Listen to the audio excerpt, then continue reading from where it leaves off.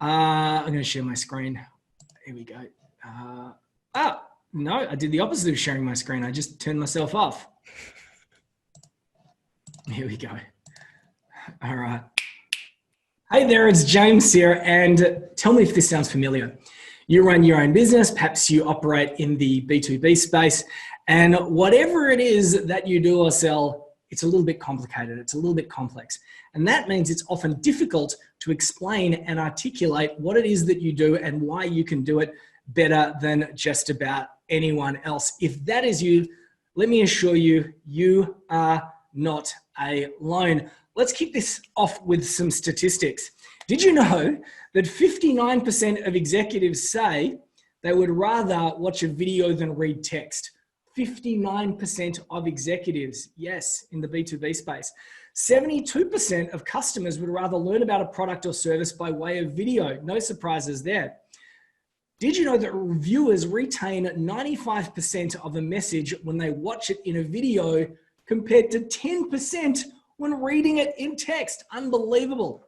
So it should therefore not come as a surprise that by 2022, it's predicted that online videos will make up more than 82% of all consumer internet traffic, which is 15 times higher than in 2017. Yes, video is important, which is why I was so very, very happy when I was speaking to Ayrton not so long ago and I said, hey, we should do a webinar together. And he said, yes.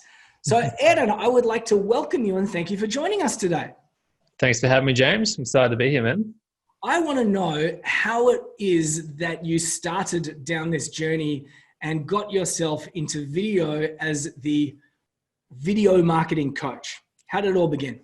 Awesome. So it all started 2016 when I first got into video. The whole reason actually is I was introverted, and I'm dyslexic as well. So I actually struggle with writing stuff, emails, all that stuff doesn't interest me. And I knew I needed to figure out how do I sell my products and services. So I knew straight away that if I don't know how to write an email or write a blog post, there's only one alternative, which is video. So actually, I started back in 2016. I was working at a service station at the time, and I just started filming videos and putting them online to figure it out. And I ended up starting a video company in 2017. This is back in Bendigo, Victoria, and started filming clients, working with clients one-on-one from there. And now going into last year, we started our coaching business and stepping in now, coaching people through that process through video. So it all started off with being introverted and being dyslexic and not knowing how to reply to people. Instead, I just use video as my way of communicating. It's really wonderful that you shared those two things. Often in video, it's important that we have stories. I presented some interesting facts a moment ago, but nothing quite beats a personal confession or something that demonstrates that we are real, that we are human. And what I also think that's really cool about it, the dyslexia thing's interesting because you are not alone. But the introvert thing is interesting as well too, because I'm somewhat of an introvert myself. People don't believe it. You know, I can sit down here and I can chat with you and we can have a good time. But then I'm locked in an office and I don't want people bothering me and all the other stuff.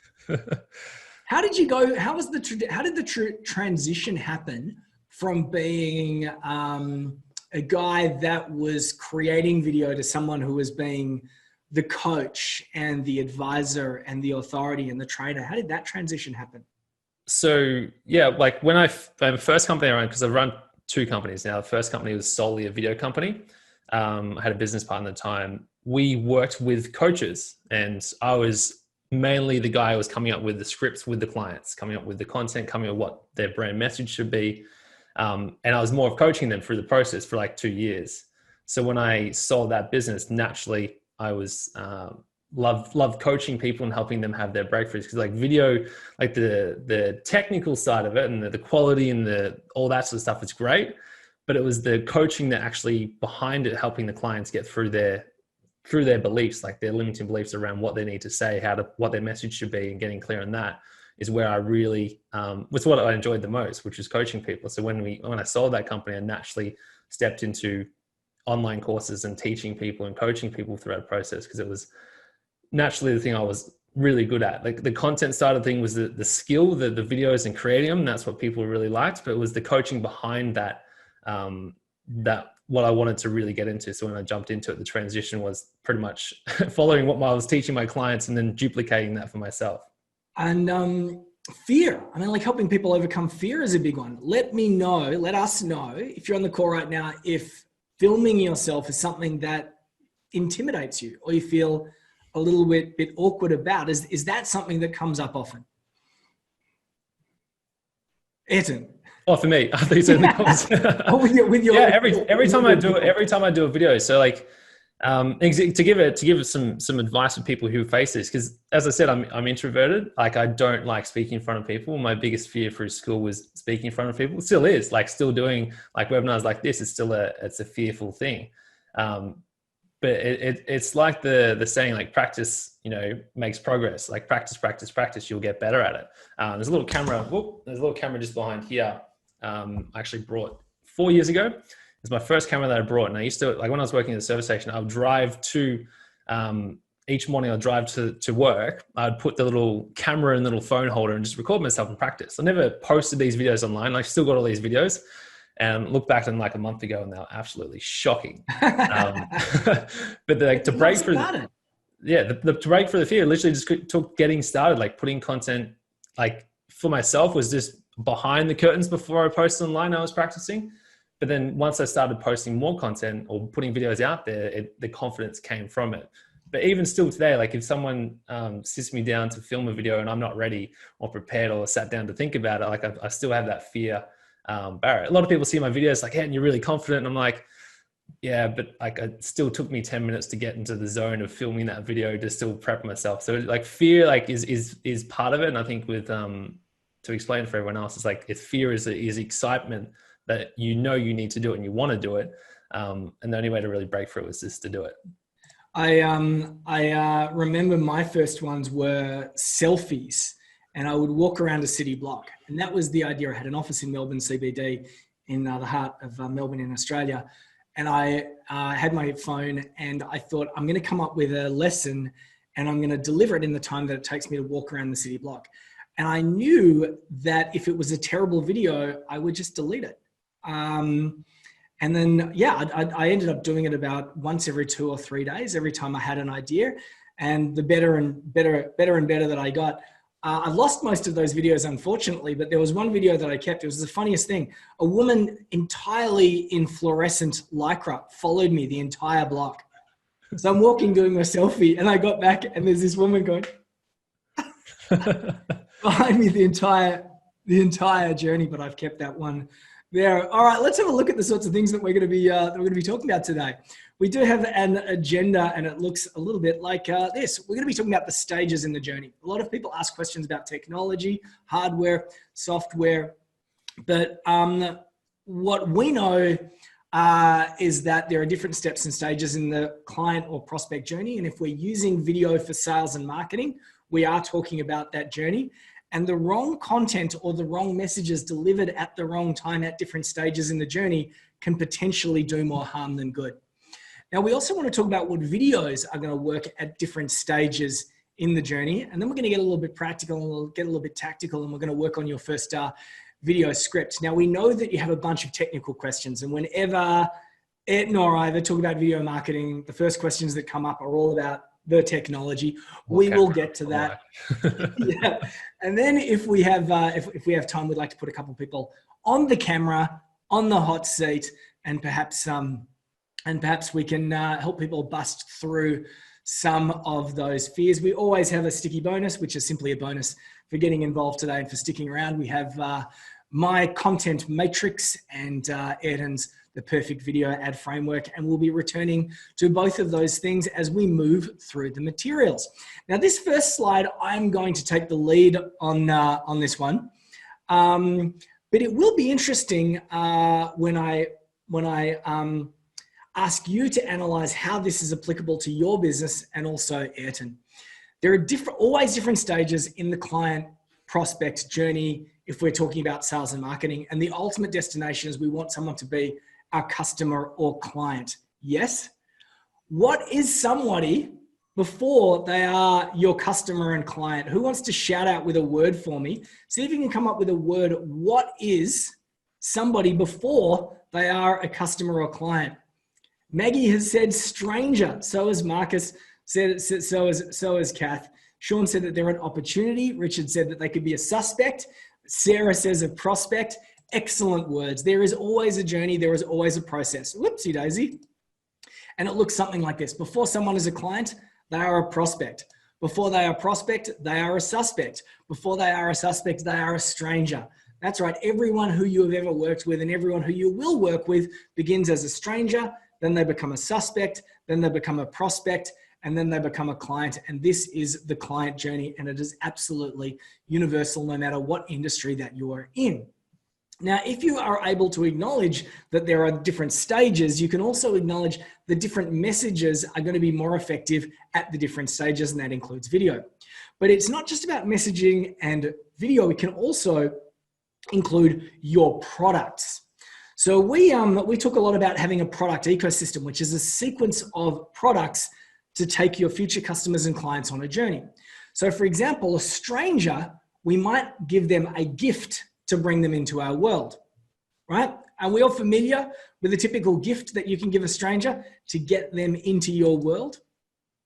After someone is a stranger and we introduce them to a gift, we might then sell them, either they pay in money or time, a product for suspects. Suspects are naturally suspicious, and they can see a whole bunch of reasons why what you do is not going to work for them. So a suspect, we can sell them something around the idea of instruction, something that's instructional. Once someone has moved from a stranger to a suspect and become a prospect, it then helps to introduce your core product or service. It's much easier to sell a core product or service if you've given someone a gift and then followed it up with a product for suspects. Once someone has become the prospect, you can introduce them to your core product or service. We highly recommend that your core product or service be a standalone thing with a beginning, a middle, and an end, because then after that, we can introduce a continuity product or service, a recurring revenue product. Stranger, suspect, prospect, client. A stranger, we can give them a gift for free. A suspect, we can sell them some instructional piece. They can pay in time or money. The prospect would be a core standalone thing. Strategy day, audit, maybe a short course. And once they become a client, you can introduce a recurring revenue product. But what would happen, for example, if you introduced a recurring revenue product to a stranger? That's like asking a stranger to marry you on the first date. It's never going to work now, is it? Now, not only are there stages in the relationship, and not only can we introduce products to match those stages, but as I said earlier, there's different mindsets at the different stages. So a stranger has headaches. They might not know that you can help them, but they know what their headaches are. Or as Henry Ford once said, if I'd asked my customers and clients what they would have wanted, they would have said a faster horse. So someone might not say, I need a video marketing coach, but they might say, you know what? I'm struggling to articulate how I do what I do better. That might be a headache. After someone is a stranger with their headaches, we can give them a gift to satisfy their headaches, and then they step into obstacle zone. They're a suspect, so they're suspicious. If they're suspicious, why don't we introduce them to a product, or maybe give them a strategy session or a strategy call, which will explain how we do what it is that we do. Take them on a journey. At the completion of that journey, then we can introduce our core product, because the mindset has moved into aspirations. We've gone from headaches to obstacles to aspirations. Hey, you know what? This might work. Ayrton's got this amazing product, which is about how to create Facebook videos. I see how that's going to be applicable for me now, but as a stranger, I just didn't get it. And then when someone becomes our client and they're getting results, we can introduce bigger picture themes, and we can respond to their desires. Once again, if you talk to a stranger about their desires, they will simply say, I don't believe you. Stranger, suspect, prospect, client, headaches, obstacles, aspirations, and desires. In our world, we give away a ton of content. We also have a bunch of different products for suspects, but one of the most effective product for suspects in our world is something as simple as a strategy call, or indeed a webinar. Then we have our core products, which are things like the complete build training pack, or we can, or we have 10-week courses, and then we have memberships, and we have B2B Dash, and training and coaching, and other forms of continuity products and bundles. Now, Ayrton, in your world, does this ring true? Because what I found is that most people, when I speak to them, they've been around the block a few times, they'll look at this and they'll go, yeah, you know what? I do have 2 or 3 of those things in place, or sometimes even all 4. Yep. Do you have gifts at the front? Yeah, so gifts, we have lead magnets, or it can be, for us in our business and what we sell, it can be a direct strategy call from a video. So like a couple of examples we'll show in a second, but same with like the suspect level we talk about. Facebook group for us is like introducing people more into an area of teaching them some of the things and the beliefs they have around, for example, video.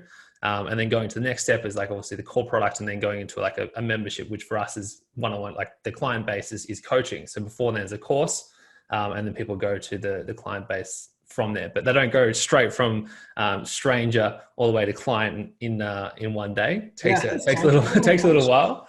Yes, but, yeah. Hey, stranger, I want to coach you. Sure, you look handsome. You've got a nice head of hair, you bastard, and a nice smile, but I don't know you. So why are you asking me to marry you? I'll tell you how I came into Ayrton's world. Well, first we met at a conference. That was we met at Certified Ballers. What a funny name for a conference. But one thing I do know is that Ayrton had a video, and as part of that video, he offered me a script, a Facebook ad script. Ayrton's going, what? Is this really what happened? Yes, this is what happened. Facebook video script. I watched the video. I signed up for the free gift. At the conclusion of the free gift, I was given the opportunity to book a strategy call. And I booked that strategy call. And can you remember what happened when we jumped on the call? Yep. You jumped on, you're like, wait, is this actually Ayrton? Is this the person I'm meant to be talking to? Yeah. It's like, you're the guy in the videos. I know you. And then you went, and we met in Perth. And I went, and we met in Perth. It was bizarre because I had just gone through the steps. I had watched the video. I opted in for the thing. I booked the call. I mean, like it was funnel magic. Then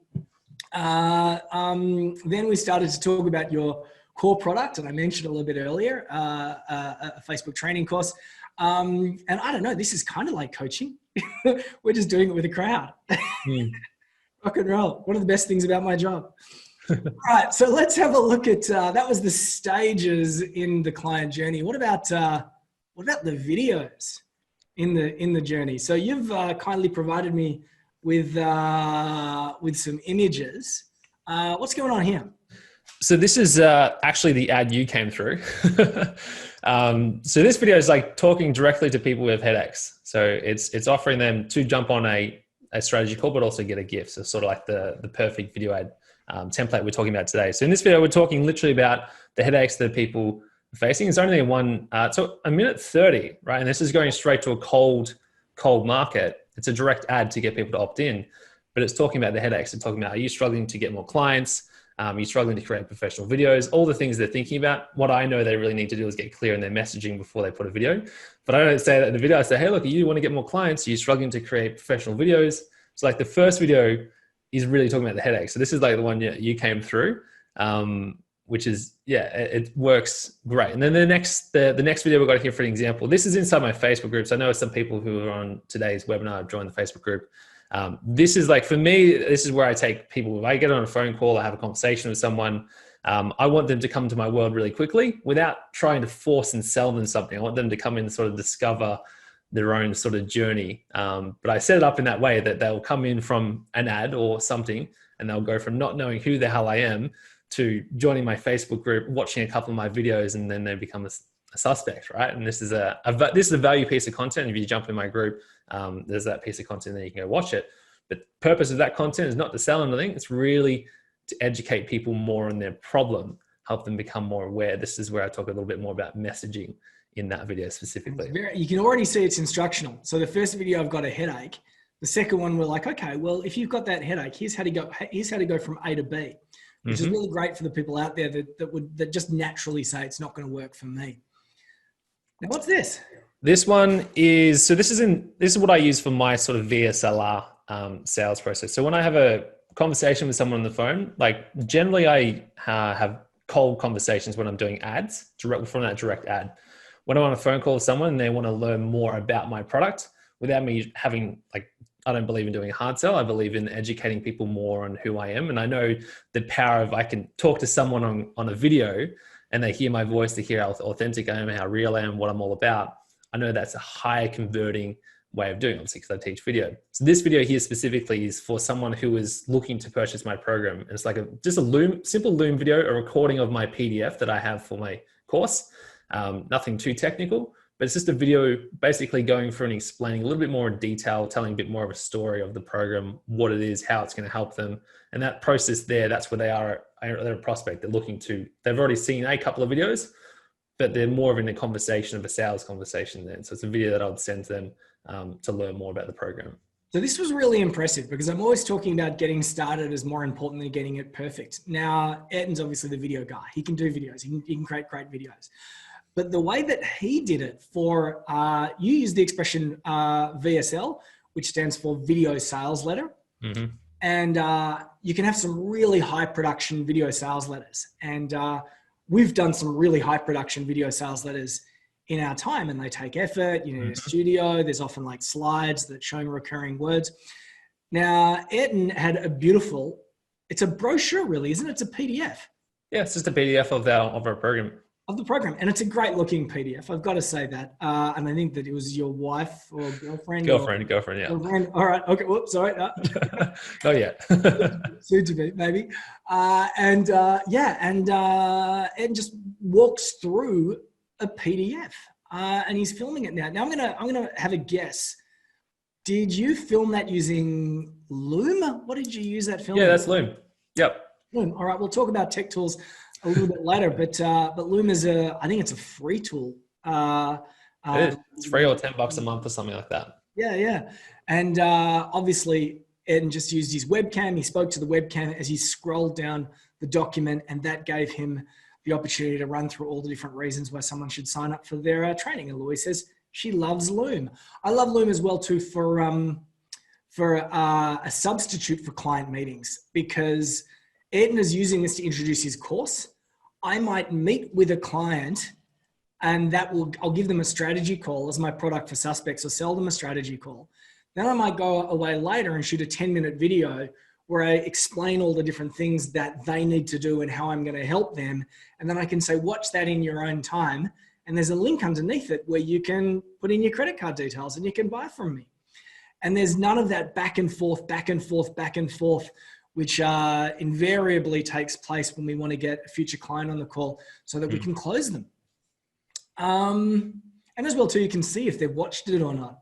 You can. Yeah. And then at the end here, what do we got here?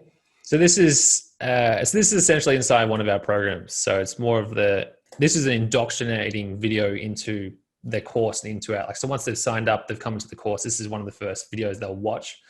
This is already explained, like once they become a client, still got to keep selling them on watching the course. So in this video specifically, I'm actually saying, hey, look, make sure you set some time for this, download the app, because we use Kajabi for our online courses.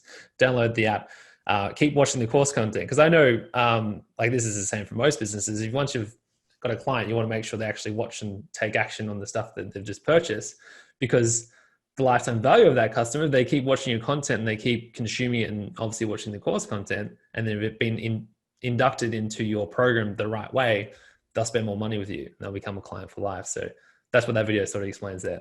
Yeah. And isn't it great? Wouldn't it be great if all your customers and clients, when they came on board, whether you've got a course or you're just selling a traditional service, if they all have a consistent experience, and if that consistent experience is managed in an auto magic kind of way, the goal when you sign someone up is to get them to their first win.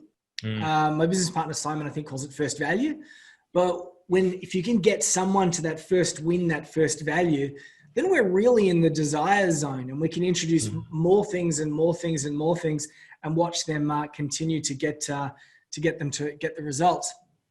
So it's your turn, guys and gals. If you've got a piece of paper handy, here's what I want you to do. I want you to put down on a piece of paper four squares like we have on the screen right now.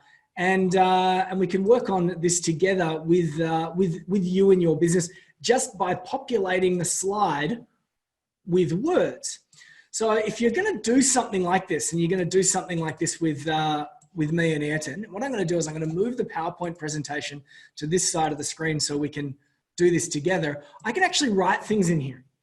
So we can do this together. Give me a shout out if there is some sort of gift that you introduce in your world. What was your gift? It was a script, wasn't it? It was a script.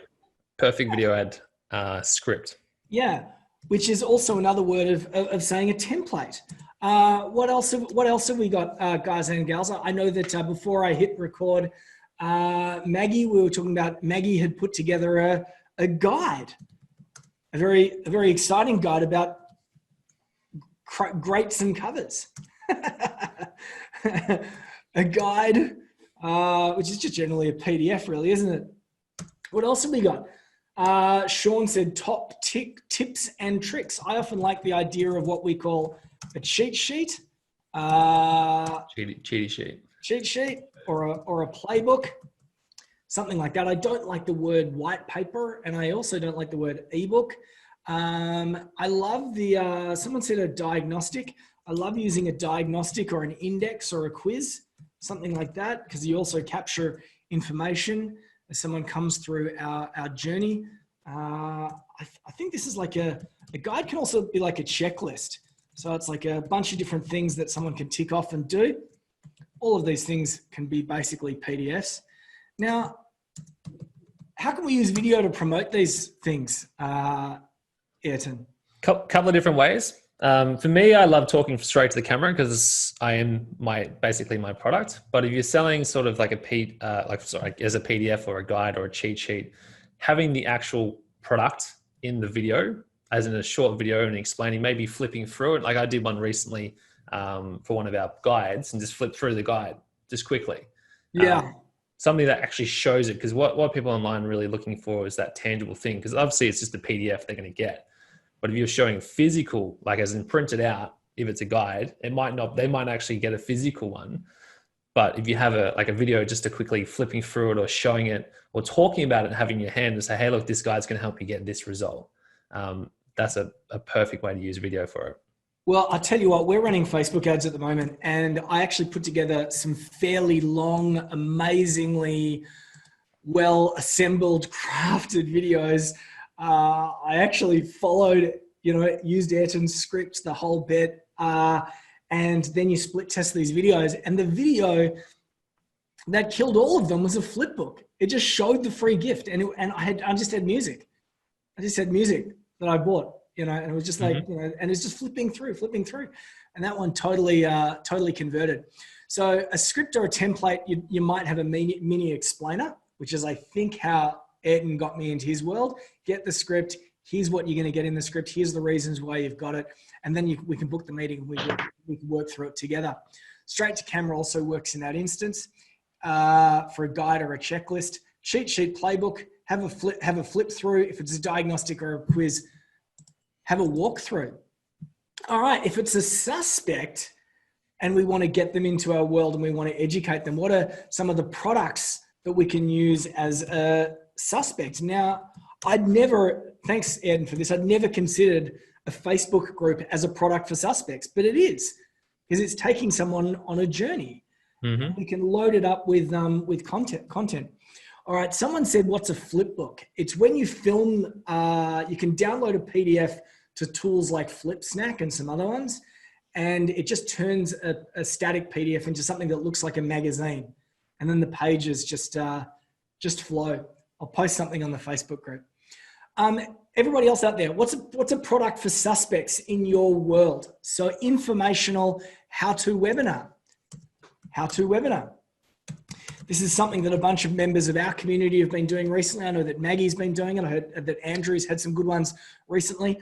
I love a good webinar because you can educate and entertain a lot of people simultaneously, like we're doing now. And then what else are we going to do with this video after we've recorded it and probably tightened up and polished a little bit? What other things can we do with this video? As in for this level? Yeah. Yeah, you can make it evergreen. Yeah. You can have, for me, I mainly use my group as this level. and content in there when people join. So I have a conversation with someone or they've downloaded something, they go join the group. And then there's content in there that circles around and resurfaces. Like I don't have to make a ton of content, but I republish older content and then they see it. It's not really a sales video or structured video. It's more of an educational, give them, like show them the what they need to, or like what they need to do, not really the how, but more of the explaining the what, help them identify their current problems so they can move to that next step. So when we do put an offer or something out there, they're more aware of their problem. I'm going to add to that. So before a strategy session, for example, we send value content via SMS. So someone books a strategy call with us and then they get an email. So they get an SMS and it's a link to a video and it's, hey, watch this before we meet together when we have our strategy call. And we're elevating anticipation before that meeting. And then we jump on the call together and the person feels like they know me. And it feels like we've got a relationship already. I write instructional videos. I'm not even sure what that is. Instructional videos. Facebook group, we've got tactical videos, how-to webinar, evergreen webinar, instructional videos. I'm also just going to put in evergreen YouTube videos. And yeah, they can just sit on the YouTube, as my dad likes to say, and they could be on there forever. Core needs to be standalone. How long is, what's the duration of your Facebook ad course? Is it like 5 weeks? Is it 10 weeks? 6 to 8 weeks. 6 to 8 weeks. I mean, like I have a 10-week course. There could be. So these are standalone. They've got a beginning, a middle, and an end. It could be a mini project. So for example, you might be selling someone a complex product or service, like a web build, right? A $30,000 web build, or even like a $12,000 web build. You could kick that off with some sort of like, audit or paid strategy. And that there is standalone. You're not trying to sell them on the continuity. You're trying to sell them that thing up front. We just saw an example of pitch videos. I also love at this point explainer videos. How would you explain an explainer video, Ayrton? How would you try and explain a video? Come on. Try and explain an explainer video. Well, it's a video sales letter.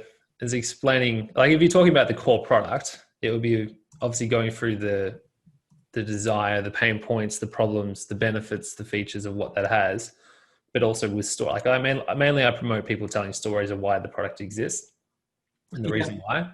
But yeah, like to explain the video would be explaining it, but not talking about essentially what's about how cool your program is. It's more about explaining what this program or core product is going to do to fix your problem. So like if I have a conversation from a strategy call, and like I think you talked about before, sometimes if someone's going to work one-on-one with me, I will do a personalized video for them after that conversation of having the call with them and talk about all the problems that they are listed and talk about how this product or program is going to help them solve their problem.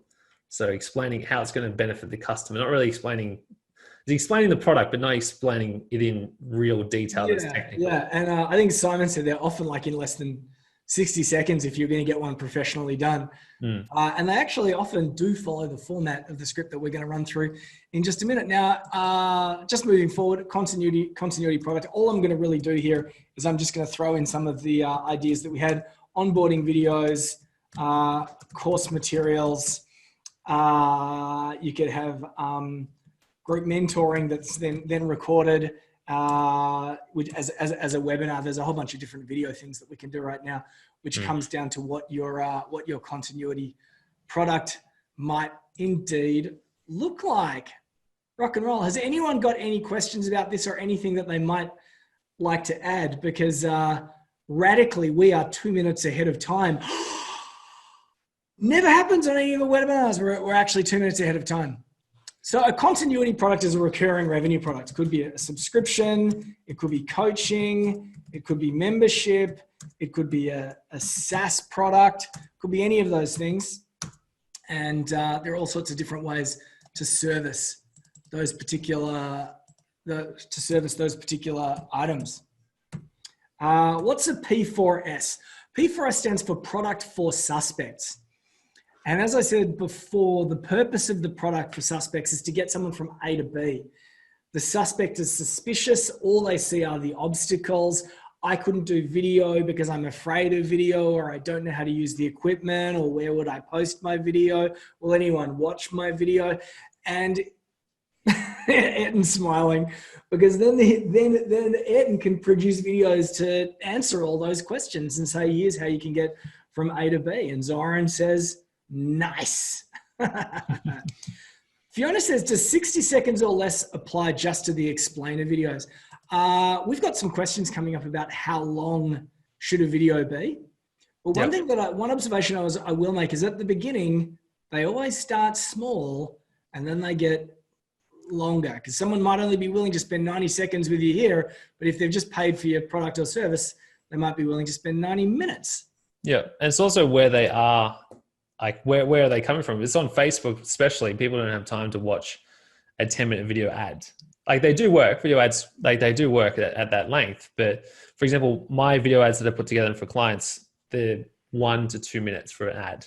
No longer. They're longer than that. People don't watch them. Even you can see in the statistics in the back end, especially from an ad, they're not going to watch the whole thing unless you engage them the whole way. But it's then as they go through this, the videos get longer, because like when they're going through the process, they're more open to listening, because you're buying people's time with, especially with video. People like James actually sent me a message yesterday. He's like, oh, I got this video. It's 1 minute long. And I'm like, all right, I'll watch it now. But if you didn't say 1 minute, I wasn't going to watch it right then. So people are always time for us. It's always good to think about that, like the outcome of mind. We'll go more into the script in a second, but thinking from what stage they're at. If they're at the starting point, they're not really wanting to watch a half an hour long video straight away if they don't know you, if you're a stranger. So a 60-second to 2-minute video ad, especially for a gift, less than that. And then going through the stages, the videos will get longer. There's no like set time for the other stages. It's based on obviously what you need to say to get that message across. But stranger level, it's got to be shorter. It's got to be shorter. I heard a really amazing strategy the other day as a YouTube strategy for YouTube ads. If you know that your audience are looking for a specific YouTube video, like how to put together explainer videos, right? You can create a 10-minute tutorial on how to create explainer videos, run it as an ad, and when it comes up, people just think that it's the video that they've searched for, and they watch it. So you end up getting 10 minutes of view for what would normally be a 30 or a 60 second or a 90 second ad. I just heard that the other day. I thought it was cool and funny. All right, cool. Action time. So step one, we acknowledge that there are different stages in the journey, and it means that we're going to create different types of content, and we're going to have different types of messaging. So strangers, it's headaches; suspects, it's obstacles, prospects, it's aspirations, and clients, it's desires. We talked about all sorts of different videos that you could use at all the different stages. And there are a bunch of different types, and they continue to increase. And when we talk about technical and tactical stuff and equipment, we'll introduce some more again. But none of this amounts to anything unless you guys and gals take action. Yes, so this is action time. And what we want to do together is help you begin to prepare your first video script. Now, we were just saying a moment ago that the best content early on in the funnel is short content. It's the same with the free stuff that you give away. In our training, we talk about when you give a gift to a stranger, make it short, simple, and powerful. Now, Ayrton gave me the perfect video ad framework, and it was 1 page. And I've used it more than once. It's also not rocket science. It's like a shopping list. It tells us what we already know. But if anyone's ever given you a shopping list, even though you already knew what you were going to buy, you felt immediately grateful when you looked at that. You know, thanks, Ayrton. I knew what I was going to buy, but thanks for giving me the shopping list. And I had forgotten to include the story. So thanks for reminding me, right? That's how it works. And this is what it is. It's a shopping list. So this is your first video script. Once again, pull out a pen and paper and do this with us. Ayrton, where do we start? So the starting point, and I know it's at the bottom of the page, is starting with a call to action. So you need to know what the result of the video you want to have. So every video that I create, this is even for like Instagram content, it's always having the end in mind. What's the purpose of that video? So the call to action, you need to start with call to action. what action do you want them to take? Is it to download the PDF? Is it to click on the link? Is it to send you a message? I know James has commented on one of my group videos, and in the video, I say comment down below if you want this free thing. So even for, depending where the video is going, is understanding where it is. So if you have a Facebook group, I'm not sure if people do or not, you would obviously get people to comment below, right? But from an ad, you're wanting to get people to click the link, specifically why, and give them a reason. So the call to action is where you start. And it's simple as like, click the link below if you want this free thing, or click the link below to book in a strategy call, or whatever the step is for that process, but starting with the call to action. Hot tip, have one call to action. So yes. Ayrton and myself are quite advanced with some of this stuff. So Ayrton did say, register for the strategy call and you get the free gift. And my brain went, free gift. So I took the next step. I didn't necessarily put those two and two together, but he got me, right? But most people, I would generally say one call to action. So find the link below to get the free gift, leave a comment in the group and I'll send you the free guide via whatever, register for the webinar, book a call. And I like what Zoran said. So reverse engineering from the call to action, always start with the end in mind. Know what your goal is going to be. So where do we go from there? So after you've done that, it's going through to the top. So looking at this as a structure, you go for the hook, the problem, the story, solution, then call to action. That's the structure of the video. Does the video perfectly go like that? Not all the time, but the main point is to really hook people in. So when you're thinking of, especially if we're talking, this is from a Facebook ad point of view, is you want to hook someone in. So for example, if you're going to call someone out of your target audience, it's like, hey, are you a coach? I mainly work with coaches and consultants. So like, hey, are you a coach or consultant who's struggling with this problem? And going straight into the problem. So the hook is essentially like the first 3 to 10 seconds to hook someone in, your target audience. And it also disqualifies people who aren't the right fit, which is a super cool thing. That's why James clicked on the ad originally. It's because like, hey, have you got this problem or this is you? It calls out the people, and then you got people who aren't interested. They don't have to waste your ad budget by clicking on the link and downloading your thing. As well too, where if we're using this in the context of Facebook, which is where Ayrton's training begins, with his core product, you could be running this on LinkedIn, you could be running it on Insta, you could be putting it all over the place. You could do a funny little dance on TikTok if you wanted to, but probably not good for B2B quite yet. But the other thing about the ads is that if the wrong people are watching it, you're training something like Facebook to find the wrong people. So if you ever spend money on Facebook ads, one of the things that you're doing is you're what they sometimes call training the pixel. You're teaching Facebook to try and find the right type of person. And you don't want to have a video that's going to attract the wrong type of person. In fact, you can say to Facebook, can you give me an audience which matches people who've watched the first 25%, which means anyone who's not the target audience is going to leave. Run through again what you just said as a classic hook, because we're going to go through the script. And whenever people see the word hook, they immediately think, I have to come up with something amazing and clever and funny, like a lot of those Facebook ads that we might see. But you gave us an example of a really neat hook structure a moment ago. Can you say that again? Yeah. So for most videos I do, I'll call out the avatar or the dream client that I'm trying to track. So it's like, hey, are you a coach or a consultant who is struggling with this problem? Right? So go straight into the problem. So say the problem is, are you struggling to get more leads and sales online, or you're struggling to create professional videos? And then I'll jump to the story. Let me explain and then go into the story and talk about, hey, I used to suck at this too. I'm introverted. I'm dyslexic. I don't know. That's the reason why I do video. And then I'll talk about a story. But it's like the hook is really like, to keep it super simple for people, is really just talking to your avatar, like grabbing attention. It could even, I do go a little bit deeper this more in my program, talk about pattern interrupts at the start of a video, which could be doing something crazy. Some people don't want to do it, but putting like something crazy in front of your camera or in the video to get people's attention, or waving your hand like this when you're doing the hook. But a super simple structure is just like, hey, is this you? Are you struggling with this problem? Like really, that's what the hook would be. So it's really matching that hook and that problem at the start to call them out. Yeah, and it's just such a powerful and simple thing just to name your target audience. I mean, like, I'm just looking at some of the names on the call right now. But if you're walking through a busy, crowded mall and I went, hey, Zoran, or hey, YK, or hey, Virginia, or hey, Suzanne, or Stephanie, or Sonny, or Sean, or Richard, right? If I just called out your name, you would turn around.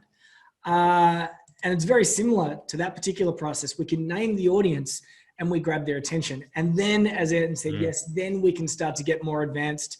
And I saw a video the other day where a guy's leaning on somebody else's Lamborghini, leaning against a Lamborghini. And then this other guy comes out and says, "Get off my Lamborghini." And he hurries away.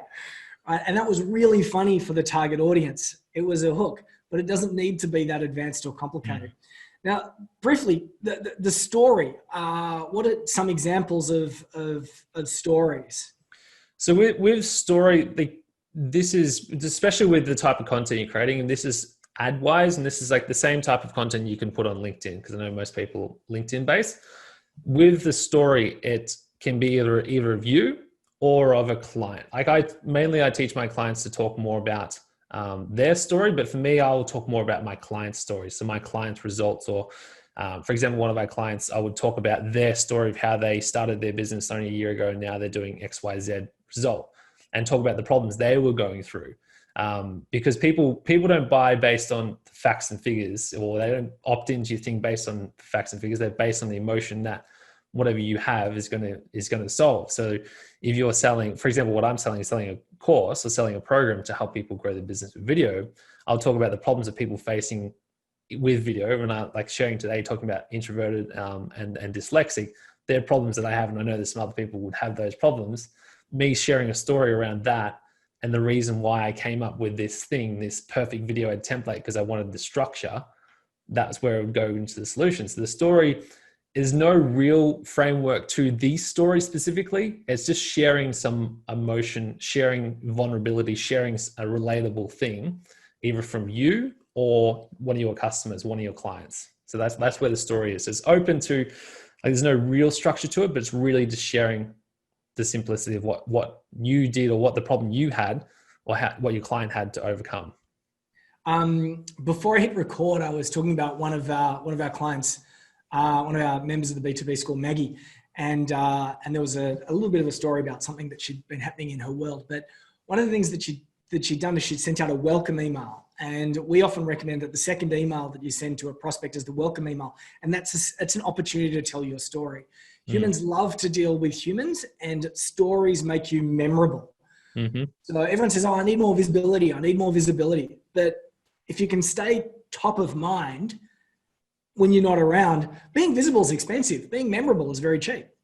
And stories are great for being memorable. If you've ever watched a late night ad video commercial, like one of those infomercials, they always like say, "Do you suffer from premature hair loss?" So they name the audience and then the problem. And then they give some examples. They might tell some stories. And then they would say, "There is hope." That's what the solution is. So you've struggled, you've done this. Well, I have a solution. There is hope. Get my perfect video ad framework, and you can also book a strategy call. If you want to take action, click the link that's below this video. Now, what we're going to do in a minute is we're going to run some hot seats. And if you're interested, put your hand up. And what that simply means is that we're going to turn on your camera. We will turn on your camera, and we can mess around with some of this stuff together. Now, you've just seen Ayrton's video ad template. I've gone a little bit deeper with this particular slide, which we're going to return to in just a moment. And not so coincidentally, this is the structure that I used to start the lesson, the webinar, the training today. I said, tell me if this sounds familiar. If you're a business owner, blah, blah, blah, do you have these problems? First, I want you to know that you are not alone. And then I said, let me share some statistics with you. I didn't want to start with a hero story today. I didn't want to start with a client story, so I ran with some statistics. It's a great alternative if you don't have a hero story, a client story, but it's not as emotional because, as Ayrton said, people don't buy based on logic and numbers. It's part of the equation. And then I said, yes, this problem is a real one. I said, and you know, video is a big deal. That's why I'm so happy. I was so happy when I was speaking to Ayrton and he said that we're going to do this together. I applied this particular model when we were talking. So put your hand up if you want to. Just say, yeah, I'll have a go or I'll have a crack in just a minute. We're not going to do it immediately, but we'll give you a minute or so to have a think about whether this is something that you want to do. If it is something that you want to do, I invite you to take a photo of the slide that's on the screen right now with your humble little smartphone, right? Because then you can be looking at it as we run through this next stuff together, and you can script it a little bit. I just saw that Simon just wrote LOL horror story. The best stories are the ones where you fell flat on your face, aren't they? Yeah. They're confessions. They're horrifying stories while you learnt the lesson. So if you're into doing something like this, put your hand up. If you've ever been in the hot seat on one of our calls before, you'll know how valuable something like this is going to be. Technical Q&A. Now, this is what happens every time someone wants to do, every time we talk about anything like this, all the technical questions come in. So what I did is I actually asked, I posed some questions in different Facebook groups and via email over the last 24, 48 hours. And I said, hey, if you've got any questions, hit Ayrton with your questions. And I'm going to throw a couple on the screen, but we won't answer them straight away. We'll talk about the technology, and then that will hopefully answer these questions. As well, if you've got a technical question, hit us up now. Are you freaking out, Ed? Just what I print up when I hit next? So many words on the screen. Look at that. So many words. All right, I'm just going to read out some of these. You don't have to answer them yet, because then I've got a slide where we can run through the tech tools. And I think in filling out that particular slide with the tech tools, we're going to answer most of these questions. Sorry. All right, so I'm just going to read some of these out to you so that you can take them on in your brain, but you don't have to answer them straight away, okay? Yep. I think the next slide will answer them. All right, we got, what is the best way to film a selfie? A phone, dedicated camera, or laptop? Once we have a good recording of our webinar, should I add subtitles? Subtitles. So we've got selfies, subtitles. How do you take a video and put it on multiple platforms, such as a video film for YouTube, but then also IGTV? I don't even know what that is. Instagram TV? I don't know. Are there any special tools to automate this? So automation of the videos.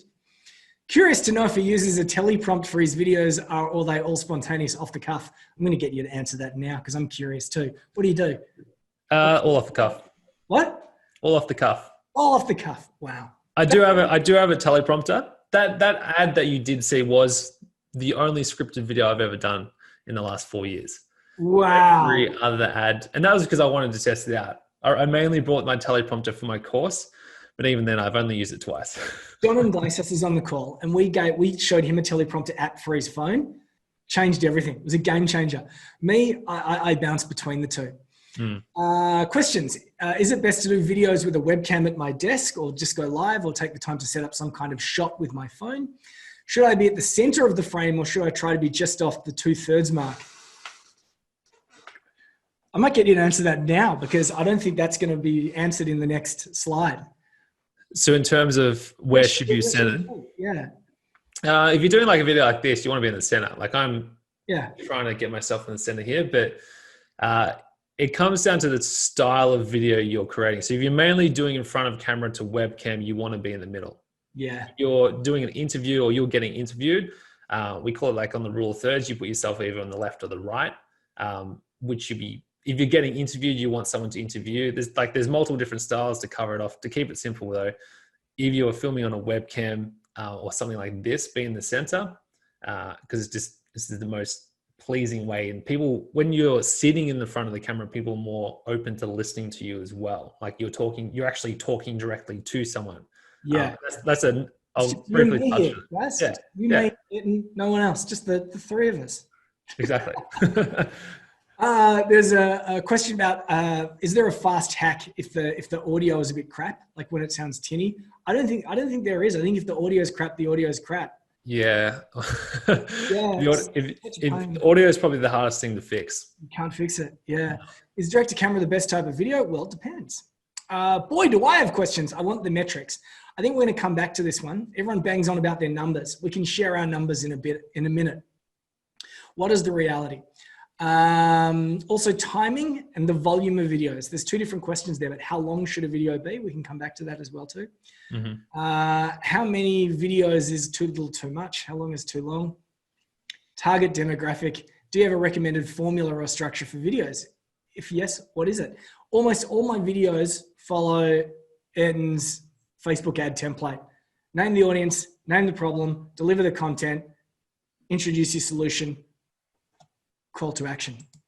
So I've got another one of these slides, and I thought that we'd do this together because there's all those technical questions that we get asked all the time. And where are we? Here we go, the tech tools. These are the questions that everybody asks all the time. And let's just smash through these, as many of these as we possibly can. What camera do you use? I use a Canon EOS R, which is about a $3,500 camera. Woo, you use a fancy Canon, and that's sometimes called a DSLR. Is that right? Yeah. And what does DSLR stand for? I've never really understood the term for that. Digital something. I don't know. I don't really get too technical on the name. Yeah. Me, I use my iPhone. And I don't use anything different. I'm also going to add webcam.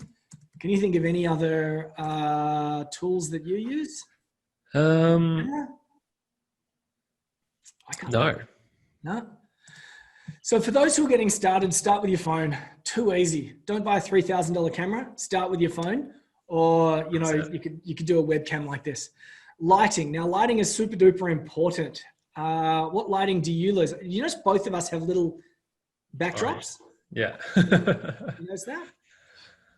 In terms of lighting, like first, this is for a basic way, is always be near a window. If you don't have a huge budget and you've just got your phone, you're starting out, window light or outside like light is the best option. That's what I teach all my clients, is start with that. I actually use it for some of my videos recently. I've just used window light for my videos and just use that as a facing. I use window light or a warm room. So I'll walk around and I'll go, oh yeah, this looks like a warm room. Yeah. And I'll just walk around. I'll walk around the house. I'll find the spot, the warm room. So window light, warm room. Beyond that, you can use soft boxes. So it is called softbox lighting. You can get them on eBay for like $50. I'm currently using one for this. I do have a more expensive one in another room, but a simple $50 one you can have facing you to light your face. The main thing with lighting is your face, really. The background, like, it doesn't really matter. It's mainly your face. If people can't see your face, they're going to get lost. So you don't need to have extreme, like every time someone, when we run our program, everyone asks me like, oh, what's your bookcase? What's the lighting behind there? Could be a lamp, but honestly, just could be like a lamp that you've got in the car. It could just be a lamp or something behind you, and especially like even for your front, you could use a lamp as well. Like, it doesn't need to be too intense, but yeah. Louise just said flip light. Can't remember the proper name, from Bunnings. $3 to $4. Painters use them. Yep. So when John Iglesias was lighting his studio in Sydney, he went to Bunnings. He just went to Bunnings and just bought like the things that tradies use. Someone suggested a ring light. A ring light is like it's a globe or a halo light, sometimes called a halo light. Do you ever use them? I've never used a ring light. Yeah, I used one once. I really liked it. But someone else convinced me that I should get the full kit. So I took it actually back to the shop and traded it in for like an expensive kit. And I've always regretted it. But it's a circle where the camera goes through the circle, and it seems to look pretty cool. Hey Simon, what's the light that I've got behind there? It's an expensive $100 number, but I can't remember what it is. But it's a little thing on my desk. What's it called? Is it an aperture light? Like a little aperture? Does it change colors? Yeah, it does. Yeah. There we go. Pilot Fly Atom Cube. Yeah, it's something like, I think I've got. That's what he's got. Pilot Fly Atom Cube. What I will say is that when I started out, if you want to take lighting a bit more seriously, you just go onto Google and write lighting starter pack, and you can get like an amazing basic kit for under $100. So there's a ring light. There's those soft boxes. Soft boxes. Yep. $89 there. Let's just zoom in so you can see this a little bit better. But you can go a really long way just using what you've got in your house. Stands, once again, you can just buy tripods. There's not really much more I can say about stands, except you've got a boom thing for your microphone. Is that necessary, or does it just look cool? Both. Both. I used to have this on a little stand, and the problem I had, because I film a lot of course content with this mainly, when I was tapping the desk because I was talking, it would come through and shut. So this eliminates that, and this little cage it's in, like you might be able to hear it getting hit, but it stops that vibration of me hitting it, which just makes the sound quality a little bit better. Yeah, cool. I've just realized I haven't left sound on this. So I'm going to put sound because that's really, really important. And I'm going to put lighting tripods over here. And we've got the sound, boom mic sound. One thing I would say when I'm talking about like equipment and lighting, I found these things to be really, really useful. There's probably one of the best investments. I don't know what it was, about $20. And just Google iPhone clamp. And that way I can stick it on top of a tripod. I've just found to be really, really useful. iPhone clamp. Microphones. What's the microphone that you've got? This one is a Rode USB. Rode mic. Oh, I've spelled that wrong, but RODE. Yeah, RODE. It's an Australian company. Rode USB. You have this one. When I originally brought it was $160. I think they've gone up in price to $200 now. Right. I've got myself a Yeti Blue. I think that's also a popular one. Looks something like this. Every time I bring it out, though, people make fun of me. What are you trying to compensate there for, Tucker? There's also your iPhone, and then there is a PC. iPhone, and then just PC mic. Anything else? There's a few others I'd recommend. Lapel mic. Oh yeah. And I got this one as well, which is a shotgun mic. Yeah. This is more for on top of a DSLR camera if you're filming with that. Not really for a phone, but even the lapel mic would be perfect for someone who's on a phone to plug it into their phone. To get better sound, because like your phone, like unless you have a later iPhone, the quality is not too bad. Yeah, that's it. One of those ones. There's a lapel mic that goes into my phone, and then that goes on my front here. And that's another Rode product. Simon bought that, so I don't know how much it costs. Teleprompting. Now you don't use teleprompters, but there's a product called, I think it's just called Teleprompt, and then there's another one called, I think it's just called Prompt It. Yeah, I've got the Prompt It one. And there's like a stand. That's a stand for a teleprompter. But what I would say is that just a smartphone app. Smartphone app. That's what I use for mine. And I've been using one called Big View. Yep, I've used that one before. Yeah, it used to be really cheap, but now it's kind of like got $80 or something. I don't know what happened there, but Big View just allows me to run captions on my phone, and I am going to show it to you because some people don't believe these things until they see them, and then they go, "Wow, that's neat." Here we go. Look at this. I'll hold this up. Can you see that there? Can do. And all I need to do is hit record and start to talk. And it says 5, 4, 3, 2, 1. And then the thing's got the page. This is obviously on selfie mode, which is why you can see a camera and a green screen in the background. But it's pretty cool. Editing. What editing software do you use? I always recommend Premiere Pro.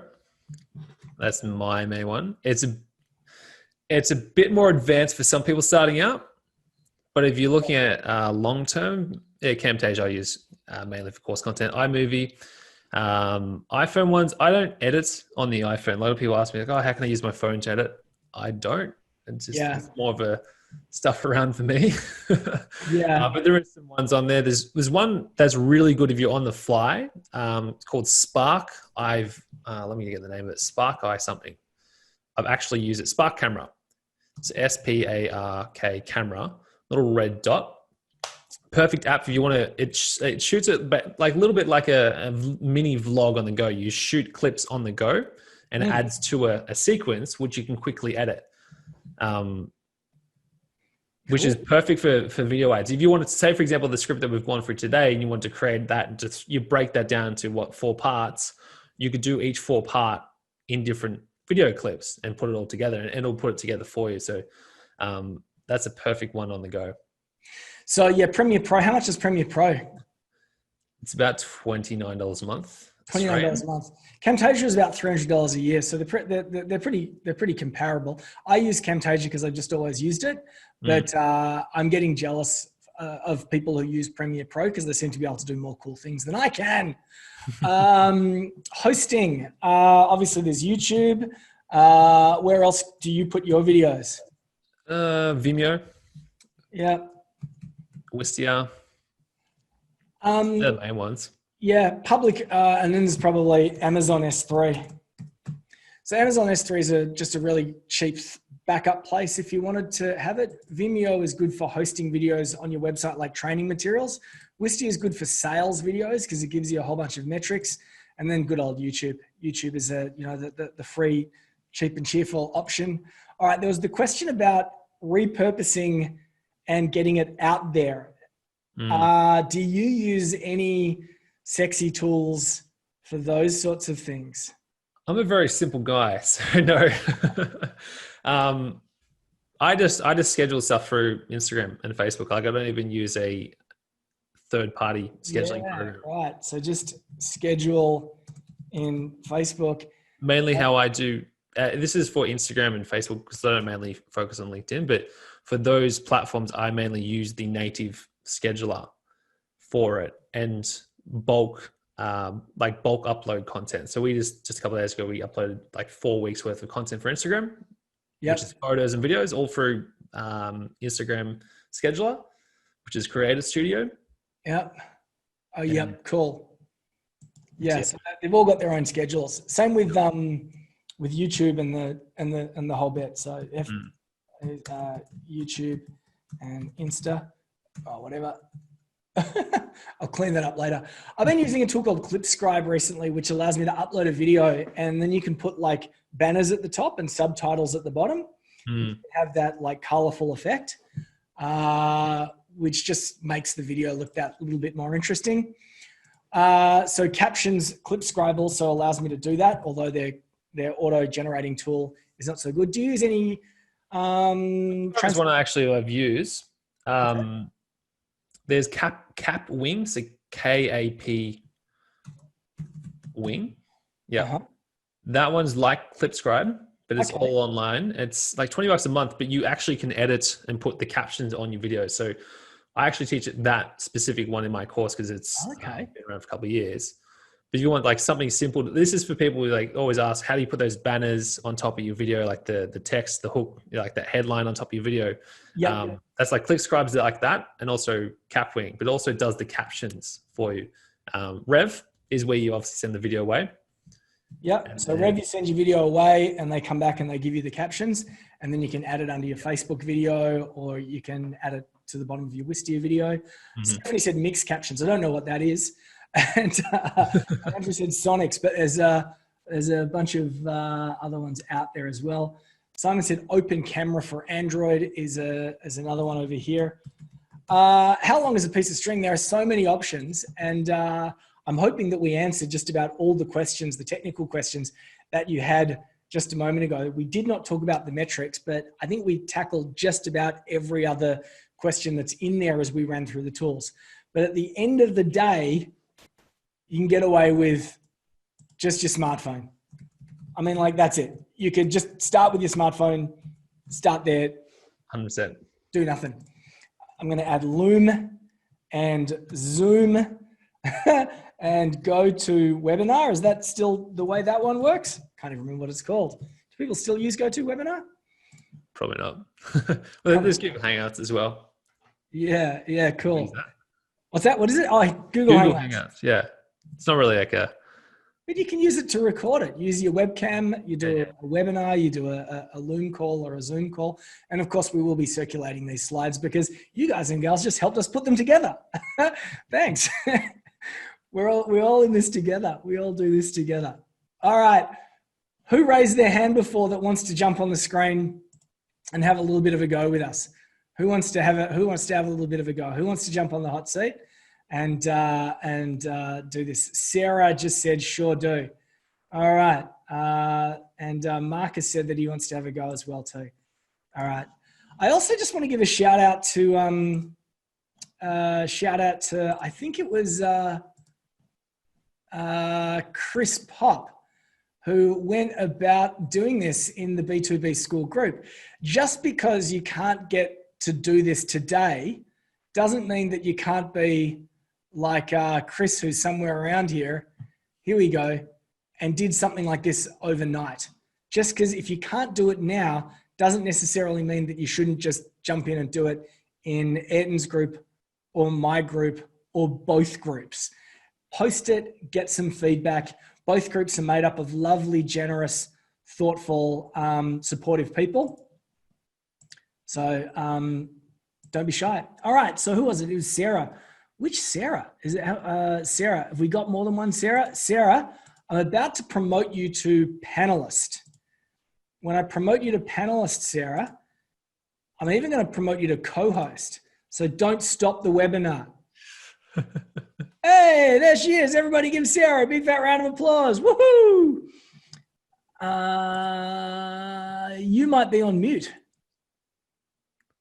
I'm going to try and, hey! Yes, I was waiting for you to invite me off mute. Oh, there we go. How are you? Good. Just for the record, that sure do was actually my response to the question, is anyone still using GoToWebinar? But I was trying to psych up the courage to have a go at this, and I thought, well, that's obviously a sign that I'm meant to. You can do it, says Sean. Go, Sarah. Right, rock and roll. Marcus has written his out, so he can go next. All right, so what we're going to do is we're going to put you on the spot here, and you can pitch this particular structure to your audience. Now, this is stuff that Ayrton also teaches in his training, but let's all do it together. Posture. We all got our posture up nice and center of the camera. Sarah looks great.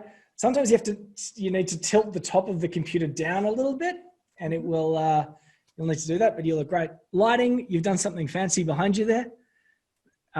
You've put yourself on a thing. That's cool. Yes, I have a green screen in the office, and I have a lamp bouncing off the wall in front of me. Excellent. And the smile one is a weird one. So we're going to do this together. We're just going to pause for about 5 seconds. And Sarah and Ayrton and I are going to look at the camera and try and smile with our eyes. Now, you can do this as well at home too. Smile with your eyes. You know, there are models that can put their hand like this, move their hand, and they're frowning and their eyes are smiling. It's incredible. But before we start, pause and smile with your eyes. Now, at the end of doing this, Sarah, and you're doing this great, at the end of it, also, when you get to the end, you also need to stop and smile as well. So you can have the call to action, find the video below the video, just find the link below the video and then smile and hold. So I'm actually going to, what's going to be your call to action? Sarah? My call to action is to invite people to book a 30-minute discovery call. All right. So I want you to say, find the link below to book the call and then smile and hold.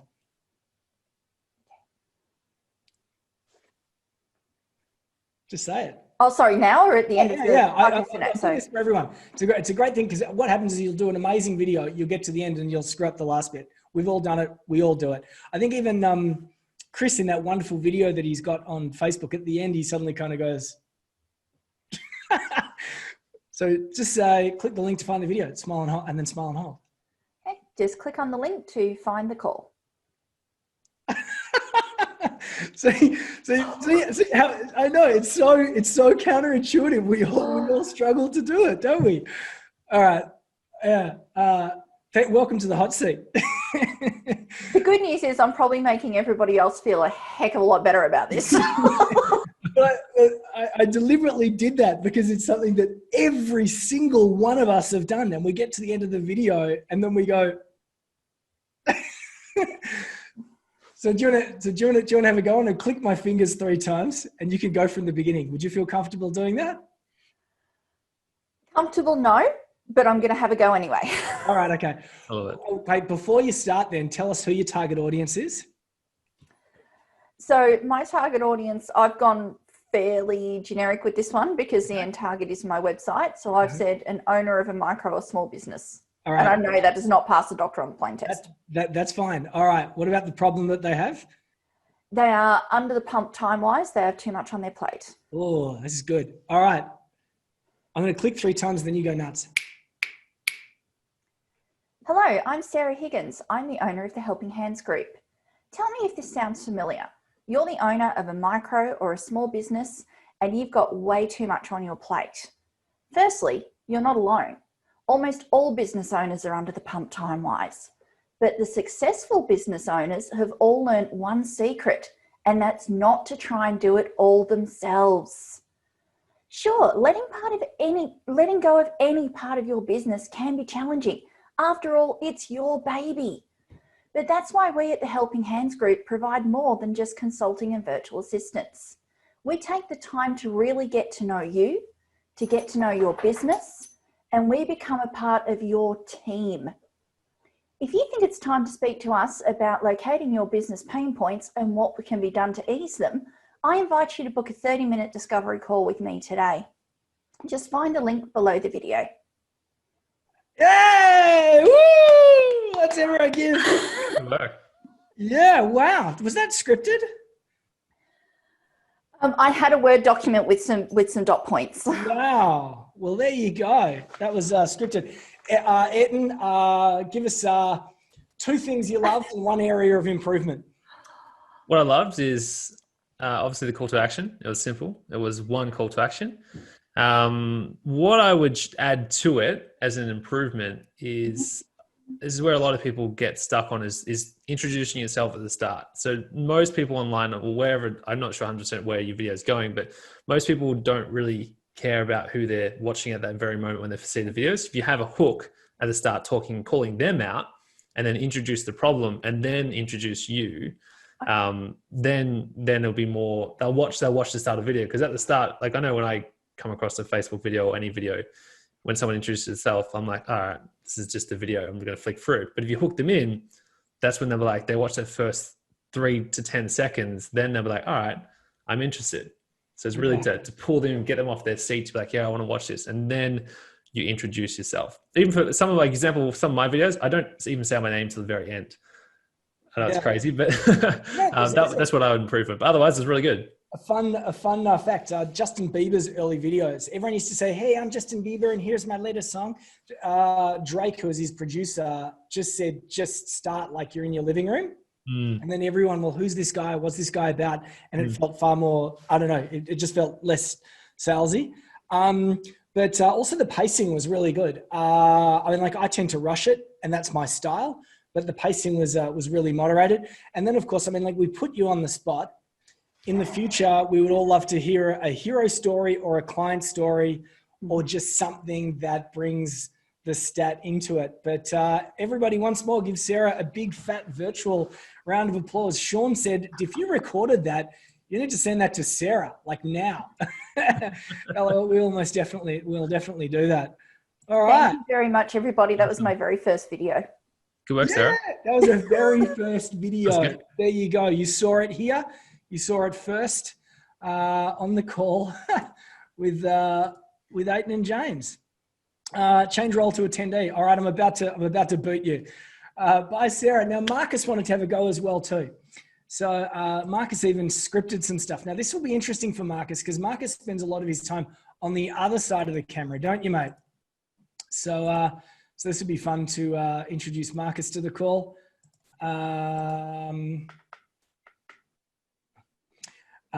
Where are you? Look at the support. We're here for you, Marcus. You'll smash it, Marcus. Rock and roll. Now, where is he? Here he is. I've made you a co-host. Let's see if he can turn the camera on and unmute himself. I can hear him. Oh, and I can see him. Hey. How are you? Good, mate. How are you? Super duper. Enjoying lockdown? I'm actually loving it. It's given me a good time to really focus what I was doing with the business and found some new avenues. Excellent. All right. In terms of posture, lighting, and smile, any suggestions for Marcus, Ayrton? Just follow what James said before, and then go through with it.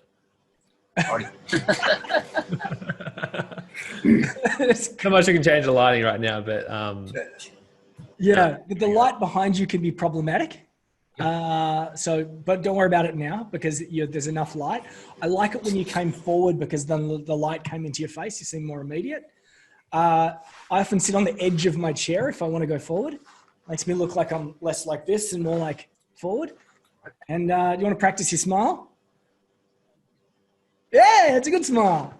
All right, we'll click 3 times and you can do it. You ready? No, but let's give it a crack. All right, here we go. Hey guys, tell me if this sounds familiar. Are you a real estate agent selling houses, and due to COVID, you've been locked down and you can't show your properties to people? If you're worried about once COVID's finished, if you're worried about coming back into a very, very crowded market, you're not alone. Let me tell you a story. I've got a real estate client. During the first lockdown, he had exactly that problem. He couldn't get out and show people his properties like everybody around the world, I guess. And when he came back and everything opened up, the market was absolutely saturated. Everybody came back at the same time. There were many properties. Yep, it is difficult when you come back into the market. So that's why I put together a bit of a cheat sheet for everybody. It's 25 top secret hacks that professional photographers use to make their property photos blow the competition away. If you'd like a copy of the cheat sheet, have a look below this video and click the link, and we will send it straight out. Yay! Give Marcus a round of applause. What was the background noise? Someone decided to something like watch the Wiggles or something. Oh, my son's doing homeschooling and they've got a classroom video meeting. It's just come online, so. That's it. Ayrton, two things you like and one area of improvement. I love that you address the problem. So really talking about real estate agents, obviously that fear that they have, like fear is one of the unknown and all that stuff, and talking about it in the video really brings it up. One thing I would suggest in terms of, obviously this is your first go, so it's going to be raw. Raw, that's what we'll use. That's the term. I'd even slow it down a little bit. Just relax a little bit with going through speaking it. And think real. It's hard to say this, but think more of being in the customer's mind and speak like you're speaking to one person. So instead of, I think one of what you did say was, I've got this for everybody, or this is for people, and it's not along those lines, but more of if you say you, as in the word you, and talking to a singular person, it'd be more engaging. So, so feedback is like, slow it down a little bit. Obviously it's your first go, so like it's always going to be raw, but slow it down a little bit. And then think of actually talking like you're talking to someone on the other lens. Like there's actually a person. I use this reference, like analogy is like, think of yourself as in a coffee shop, and it's like that dream client of yours is sitting opposite you, and you get to talk about all, like, their problems. You just can't wait to talk to them and explain how, their problems, and help them, what the stories you're going to share with them, and then why this thing is going to help them fix their problem. So really stepping out of the technical of what you need to say and trying to stumble over that, and more of just like, I'm actually talking to someone on the other lens. They've got a problem.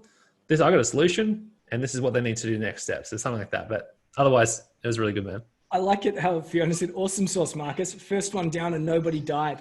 Which means, yeah, I mean, like, this was your practice. There's one thing that, like, a little observation. So this is like a slight next level thing. Do you notice that when Marcus told his story, he pretty much named the target audience and the problem straight away? When we talk about a hook, so Marcus, next time you do it, I don't want you to script it. I want you to do it to a camera, do it without the script, have a think about what you say, and just do it. And you could start with the story. You could just straighten back with, recently I was working with a real estate agent, and they were suddenly stuck at home because of lockdown, and they couldn't do the things that they wanted to do. You can actually start with that story, and you've named the target audience, and you've named the problem, and it's probably going to work better with you and your style. because Maggie said, yes, he really connected with his story. So you could ditch the script and just go straight to the story. And let's all give Marcus a big, Mark, I'm aware of the time. We just went over our 90 minutes, but Marcus, any questions before we boot you off? Just quickly, when I get excited about something, I tend to talk fast, and everybody says I sound like a salesman. I've done a business course, and I've told them about your coaching, James, and every time I mention it, people say to me, "Are you sleeping with him?" Because I talk fast and I sound like it's a sales, and I don't know how to stop that. How do I slow it down and make it less salesy, I guess? Ayrton? Well, my first mentor, which is from 2016, was a speaking coach. So I'm not really the expert on the speaking side of things, but what he taught me was just to really assess and slow down and practice speaking. And like it sounds crazy and simple, but it's literally just sitting down and practicing what you're going to say and then adding pauses into what you want to say. It's like it's more of a long-term strategy you need, like it's just practice. And becoming more aware of it. A strategy I teach my clients is set like a 21-day challenge. This could even be a challenge you set for yourself. Film yourself every single day on your phone, and then watch the video back and see the points where you were going too fast or going too slow, or you didn't add a pause, and then do that video again and work on those things that you picked up on, and make it a challenge each day to improve on those things that you were struggling with. And like by the time you do 10 videos, you'll dramatically improve. Like you won't suddenly fix all that problem, but it will dramatically improve. Like the more you do it and the more you practice it and become aware of, say, the speed or the tone of your voice, you become better at it. So that's would be my advice. I'm not an expert really on the voice, but a lot of people, if you watch like some of my videos from a couple of years ago, like I just sounded unconfident, like I sounded really fast. And just by me watching and looking back at my videos, I'm always critiquing myself. And it's like the improving. confidence thing too, because suddenly one day you just sit down and you do it and you go, hey, it's James here. So when I used this template at the beginning of the webinar, I was a little bit nervous. I didn't do it as well as I normally would. But after a third take, I could sit down and go, tell me if that sounds familiar, and get straight into it. Interestingly, Louise said breathing. And then Andrew also said breathing will help you slow it down, add a pause after each point. Now, Fiona said wiggle your toes after each sentence. I thought that was funny. I'm wiggling my toes now. Everybody wiggle your toes. Now, I'm sure half the people just wiggle their toes. But in my scripts, I always write the word pause or breathe. So actually, it's written there. And it also says smile. And sometimes I have an emoticon. So I go, is that you? And then I move on. All right, we got to go. I want everyone to give Ayrton a big, massive, thunderous virtual round of applause. How good has this been? I mean, like I have just enjoyed this so much. Hey, bye, Marcus. I'm just about to boot you. Change role to attendees. Had a lot of fun. We went a little bit longer than intended, but I'm sure it was worth it. Particularly, I think everyone would have got a lot of value from this slide, which was the what tech tools are you using? But as well too, don't forget, we're going to share the slides with you, and also these two whopping good resources. Any final words, Ayrton, before we say goodbye to everyone and get on with our days? Well, first of all, thank you for having me on, James. Appreciate it. It's always good. I know like the power of video, even just this is the type of video content I love. I love giving value and sharing my knowledge. And if someone can walk away from today's webinar and go and create a video and it changes the mindset around their videos and give them more confidence in taking that step, that's a win for me. So yeah, everyone who's watching the video, appreciate for jumping on today and being part of this training, and go out and create some awesome videos and have fun. And I think I can speak for the both of us when I can say that we both love it when we drag someone out of their comfort zone and put them on the spot and they rise to the challenge. It warms the cockles of my heart. Absolutely thrilling. Thank you, everyone. Thanks, Simon and John behind the scenes. Thank you, Sarah and Marcus, for jumping in the hot seat. Thank you, everyone else, for your wonderful comments. Ayrton's community, my community. What a great match. All right. And of course, thank you, Ayrton. Have a great day, everyone. All waving now. Bye.